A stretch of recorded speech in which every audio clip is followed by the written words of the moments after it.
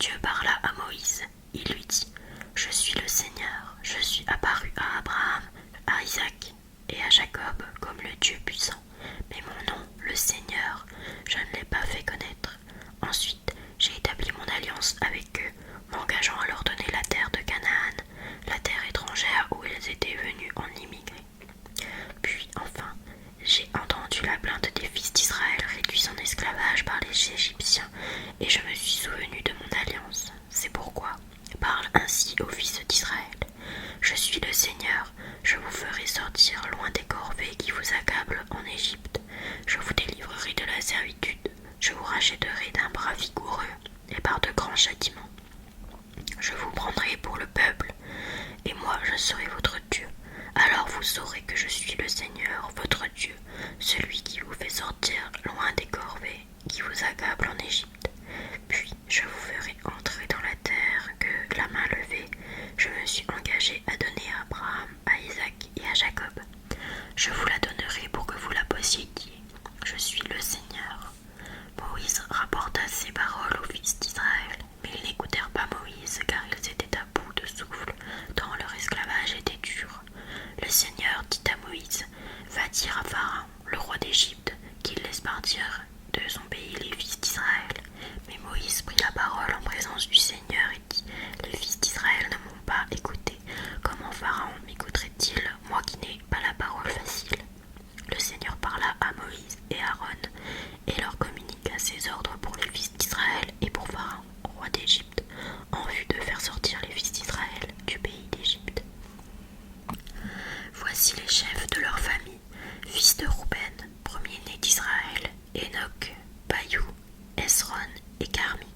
Tels sont les clans de Rouben, fils de Siméon: Yemuel, Yamin, Ohad, Yakin, Sohar et Shaoul. Le fils de la Cananéenne, tels sont les clans de Siméon. Voici les noms des fils de Lévi avec leur descendance: Gershon, Kehat, Merari. Lévi vécut 137 ans. Libni et Shimei par clan. Fils de Kehat: Amran, Yeshar, Hébron et Ouziel. Kehat vécut 133 ans. Fils de Merari: Maïl. Fils de Merari: Mali et Mouchin. Tels sont les clans de Lévi avec leur descendance. Amram prit pour femme Yochébed, sa tante, qui lui enfanta Aaron et Moïse. Amram vécut 137 ans. Fils de Yeshéra: Coré, Népheg et Zikri. Fils d'Ouziel: Michaël, Elzaphan et Sitri. Aaron prit pour femme Elisheba, fille d'Aminadab, sœur de Nachon, et lui enfanta Nadab, Abihu, Éléazar et Itamar. Fils de Coré: Assir, Elkana et Abisapha. Fils de Coré: Assir,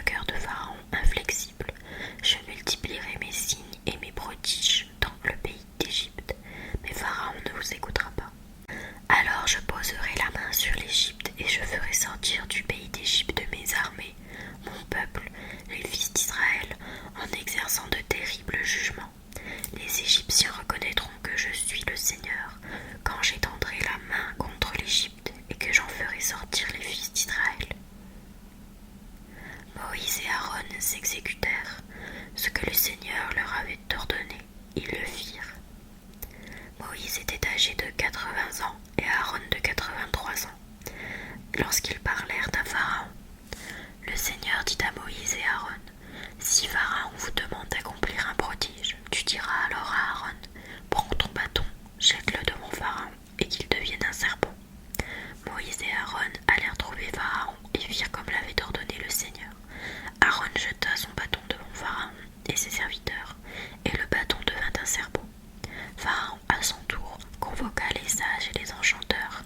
Les magiciens d'Égypte en firent autant avec leurs sortilèges. Chacun jeta son bâton qui devint un serpent, mais le bâton d'Aaron engloutit leur bâton.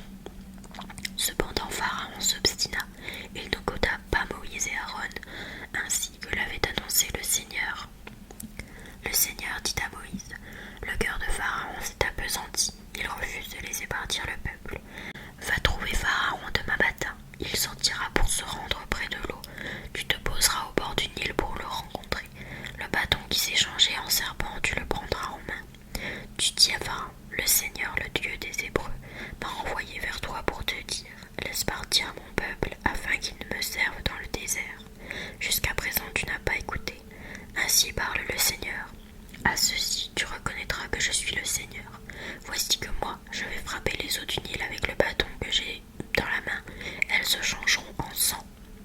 Les poissons du Nil crèveront, le Nil s'empuantira, et les Égyptiens ne pourront plus boire l'eau du fleuve. Le Seigneur dit à Moïse, va dire à Aaron, prends ton bâton, et tends la main sur les eaux d'Égypte, sur ses rivières, ses canaux, ses étangs, sur toutes ses réserves d'eau, et qu'elles soient du sang. Qu'il y ait du sang dans tout le pays d'Égypte, jusqu'en derrière les récipients de bois et de pierre. Moïse et Aaron firent comme le Seigneur l'avait ordonné. Aaron leva son bâton et frappa les eaux du Nil sous les yeux de Pharaon et ses serviteurs, et toutes les eaux du Nil se changèrent en sang. Les poissons du Nil crevèrent, et le Nil s'empuantit. Les Égyptiens ne pouvaient plus boire l'eau du fleuve. Il y avait du sang dans tout le pays d'Égypte, mais les magiciens d'Égypte en firent autant avec leurs sortilèges, et Pharaon s'obstina. Il n'écouta pas Moïse et Aaron, ainsi que l'avait annoncé le Seigneur. Pharaon s'en retourna. Il retourna chez lui sans prendre la chose à cœur. En quête d'eau, tous les Égyptiens se mirent à creuser aux alentours du Nil, car ils ne pouvaient plus boire les eaux du fleuve. 7 jours s'écoulèrent après que le Seigneur eut frappé le Nil. Le Seigneur dit à Moïse, va trouver Pharaon et dis-lui, ainsi parle le Seigneur, laisse partir mon peuple afin qu'il me serve. Si toi, tu refuses de le laisser partir, moi je vais infester de grenouilles tout ton territoire. Le Nil grouillera de grenouilles, elles monteront, elles entreront dans ta maison, dans ta chambre à coucher, sur ton lit, dans les maisons de tes serviteurs et de ton peuple, dans tes fours et dans tes pétrins. Sur toi, sur les gens de ton peuple et sur tous tes serviteurs grimperont les grenouilles. Le Seigneur dit à Moïse, va dire à Aaron, étends la main avec ton bâton sur les rivières, les canaux, les étangs, et fais grimper les grenouilles sur tout le pays d'Égypte. Aaron étendit la main sur les eaux d'Égypte. Les grenouilles grimpèrent et couvrirent le pays d'Égypte. Mais les magiciens en firent autant avec leurs sortilèges. Ils firent grimper, eux aussi, des grenouilles sur le pays d'Égypte. Pharaon appela Moïse et Aaron et leur dit, priez le Seigneur de nous débarrasser des grenouilles. Priez le Seigneur de nous débarrasser des grenouilles, moi et mon peuple, et j'accepterai de laisser partir le peuple des Hébreux pour qu'il offre un sacrifice au Seigneur. Moïse dit à Pharaon, daigne me dire quand je devrais prier pour toi, pour tes serviteurs et pour ton peuple, afin que les grenouilles disparaissent de chez toi et de toutes les maisons, et qu'il n'en reste plus, sinon dans le Nil. Pharaon répondit, demain. Moïse reprit, il en sera donc selon ta parole, afin que tu reconnaisses que nul n'est comme le Seigneur notre Dieu. Les grenouilles s'éloigneront de toi, de tes maisons, de tes serviteurs et de ton peuple. Il n'en restera plus, sinon dans le Nil. Moïse et Aaron sortirent de chez Pharaon, et Moïse cria vers le Seigneur à propos des grenouilles dont il avait accablé Pharaon. Le Seigneur agit selon la parole de Moïse. Les grenouilles crevèrent dans les maisons, dans les cours, dans les champs. On en fit des tas et des tas, et le pays s'empuantit. Pharaon vit qu'il y avait un répit. Il s'entêta, il n'écouta pas Moïse et Aaron, ainsi que l'avait annoncé le Seigneur. Le Seigneur dit à Moïse, va dire à Aaron, étends ton bâton et frappe la poussière du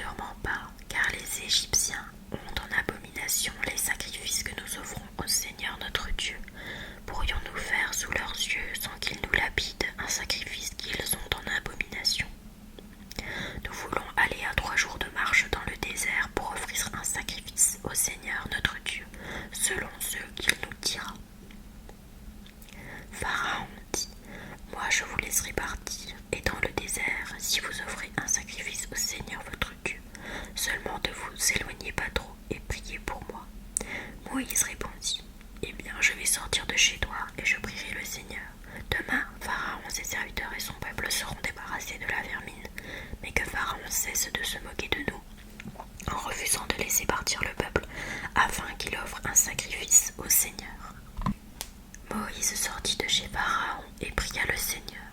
Le Seigneur agit selon la parole de Moïse, et la vermine s'éloigna de Pharaon, de ses serviteurs et de son peuple. Il n'en resta plus.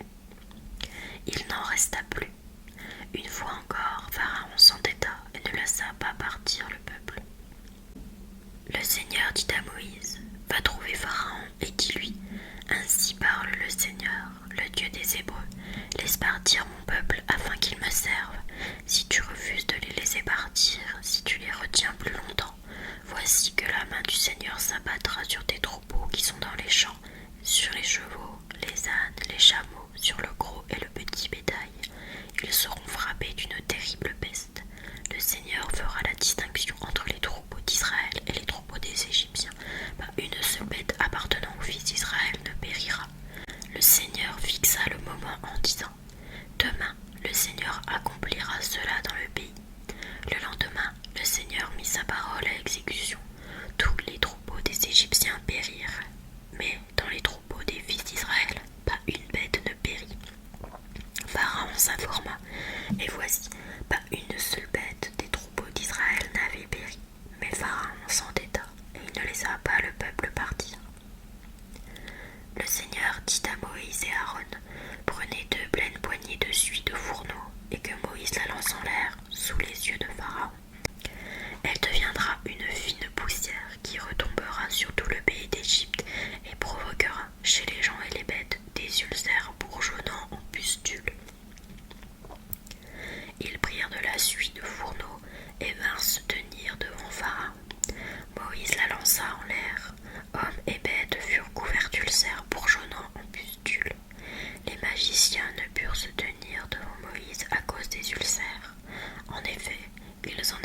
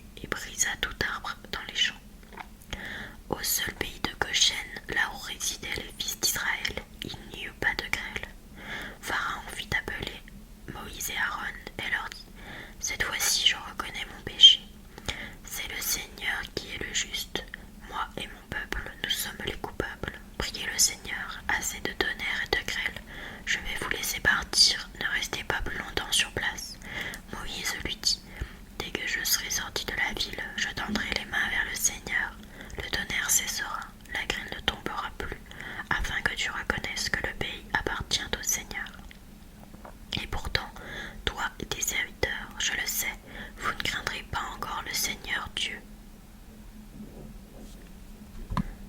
Le lin et l'orge avaient été saccagés, car l'orge était en épi et le lin en fleurs. Le blé ainsi que les l'épeautre avaient été épargnés, car ils sont tardifs. Moïse quitta Pharaon et sortit de la ville. Il tendit les mains vers le Seigneur. Le tonnerre et la grêle cessèrent, et la pluie s'arrêta de tomber sur la terre. Pharaon, voyant que la pluie, la grêle et le tonnerre avaient cessé, persévéra dans son péché. Lui et ses serviteurs s'entêtèrent. Pharaon s'obstina. Il ne laissa pas partir les fils d'Israël, ainsi que le Seigneur l'avait annoncé par l'intermédiaire de Moïse.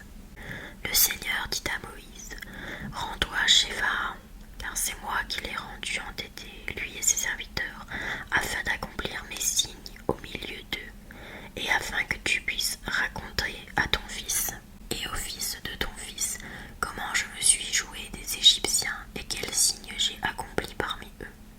Alors vous saurez que je suis le Seigneur. » Moïse et Aaron allèrent trouver Pharaon et lui dirent, « Ainsi parle le Seigneur, le Dieu des Hébreux. Combien de temps refuseras-tu de t'humilier devant moi? Laisse partir mon peuple afin qu'il me serve. Si toi, tu refuses toujours de laisser partir mon peuple, moi, dès demain, je ferai venir des sauterelles sur ton territoire. Elles recouvriront le pays, et l'on ne pourra plus en voir le sol. Elles dévoreront ce qui reste, ce qui a échappé à la grêle, ce que la grêle vous a laissé. Elles dévoreront tout arbre qui pousse dans vos champs. Elles envahiront tes maisons, les maisons de tous tes serviteurs, les maisons de tous les Égyptiens. Ni tes pères, ni les pères de tes pères n'ont jamais vu cela, depuis le jour où ils sont venus au monde jusqu'à ce jour. » Moïse tourna le dos et sortit de chez Pharaon. Les serviteurs de Pharaon lui dirent, « Combien de temps encore cet individu sera-t-il un piège pour nous? Laisse partir les hommes, afin qu'ils servent le Seigneur leur Dieu. N'as-tu pas encore compris que l'Égypte va à sa ruine? » On fit revenir Moïse et Aaron auprès de Pharaon qui leur dit, « Allez, servez le Seigneur votre Dieu, mais qui donc va partir? » Moïse répondit, « Nous partirons avec nos jeunes gens et nos vieillards, nous partirons avec nos fils et nos filles, nos petits et notre gros bétail, car c'est pour nous une fête en l'honneur du Seigneur. » Pharaon dit, « Que le Seigneur soit avec vous si je vous laisse partir, vous et vos enfants. Voyez comme vos projets sont pervers. Non et non, vous, les hommes, allez donc et servez le Seigneur, puisque c'est cela que vous cherchez. » Et on les chassa de chez Pharaon. Le Seigneur dit à Moïse, « Étends la main sur le pays d'Égypte pour que viennent les sauterelles, qu'elles montent sur le pays d'Égypte et qu'elles dévorent toute l'herbe du pays, tout ce qu'on a laissé, tout ce qu'a laissé la grêle. » Moïse étendit son bâton sur le pays d'Égypte, et le Seigneur fit lever sur le pays un vent d'est qui souffla tout ce jour-là et toute la nuit. Au matin, le vent d'est avait amené les sauterelles. Des nuées de sauterelles montèrent sur tout le pays d'Égypte et se posèrent sur l'ensemble du territoire. Jamais auparavant et jamais depuis lors, il n'y eut une telle masse de sauterelles. Elles recouvrirent tout le pays, qui en fut obscurci. Elles dévorèrent toute l'herbe du pays et tous les fruits des arbres épargnés par la grêle. Il ne resta rien de vert ni sur les arbres ni dans les prairies. Partout le pays d'Égypte, Pharaon se hâta d'appeler Moïse et Aaron. Et leur dit, « J'ai péché contre le Seigneur votre Dieu et contre vous, et maintenant je t'en prie, une fois encore, enlève ma faute. Priez le Seigneur votre Dieu pour qu'il écarte de moi cette mort. » Moïse sortit de chez Pharaon et pria le Seigneur. Le Seigneur changea le vent d'est en un très fort vent d'ouest qui emporta les sauterelles et les précipita dans la mer des roseaux. Il ne resta plus une seule sauterelle sur tout le territoire d'Égypte. Mais le Seigneur fit en sorte que Pharaon s'obstine et celui-ci ne laissa pas partir les fils d'Israël. Le Seigneur dit à Moïse, « Étends la main vers le ciel, qu'il y ait des ténèbres sur le pays d'Égypte.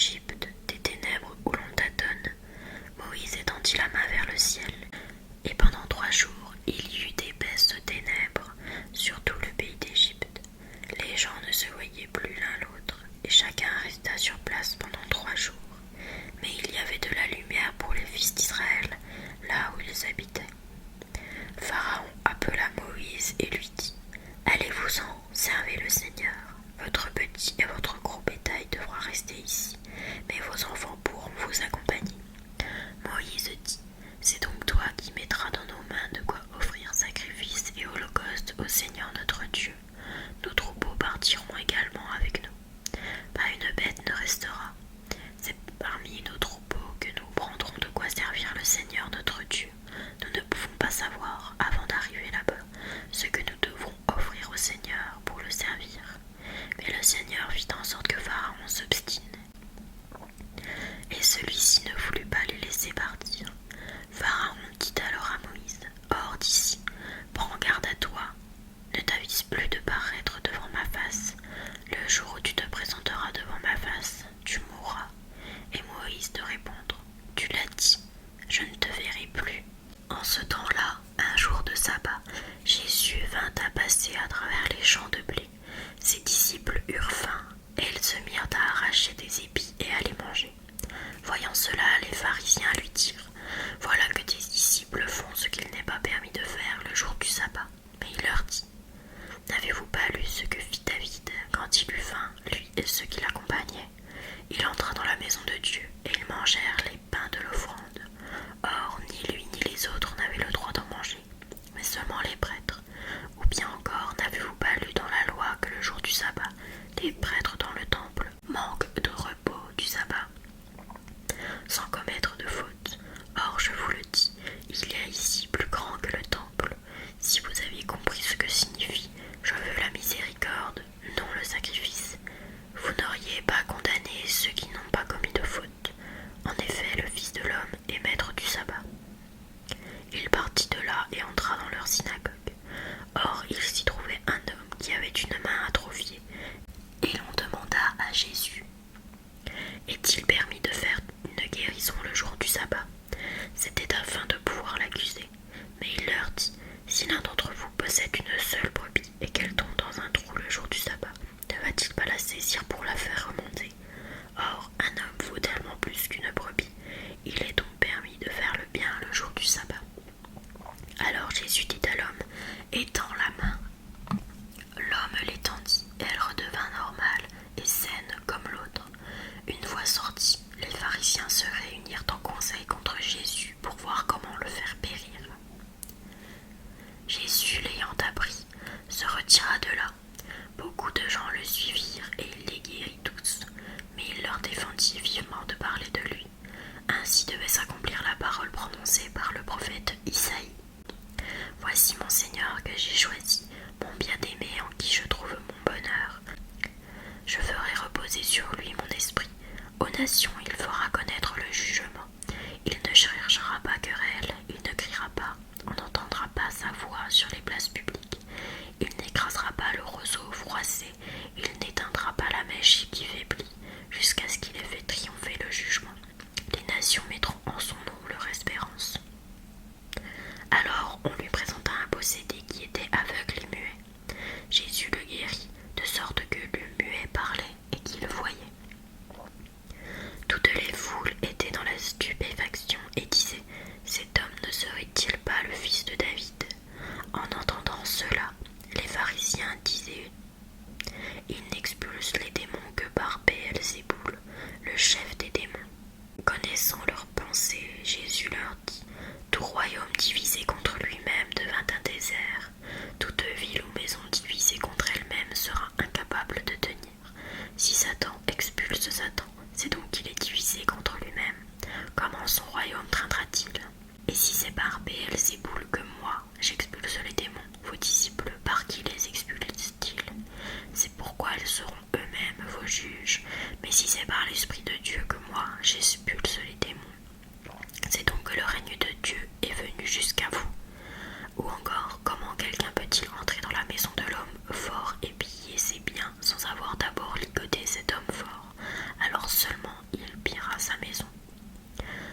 Celui qui n'est pas avec moi est contre moi. Celui qui ne rassemble pas avec moi disperse. C'est pourquoi je vous le dis, tout péché, tout blasphème sera pardonné aux hommes, mais le blasphème contre l'Esprit ne sera pas pardonné.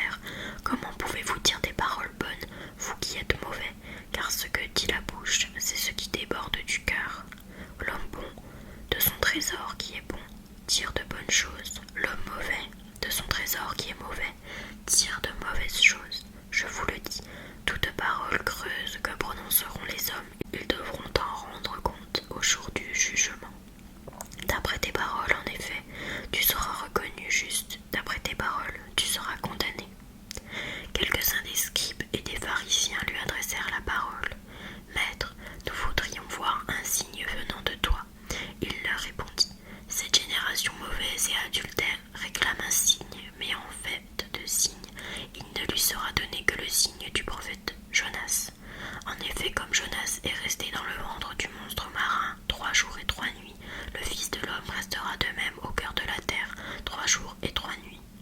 Lors du jugement, les habitants de Ninive se lèveront en même temps que cette génération et ils la condamneront. En effet, ils se sont convertis en réponse à la proclamation faite par Jonas, et il y a bien plus que Jonas. Lors du jugement, la reine de Saba se dressera en même temps que cette génération, elle la condamnera. En effet, elle est venue des extrémités de la terre pour écouter la sagesse de Salomon, et il y a ici bien plus que Salomon. Quand l'esprit impur est sorti de l'homme, il parcourt des lieux arides en cherchant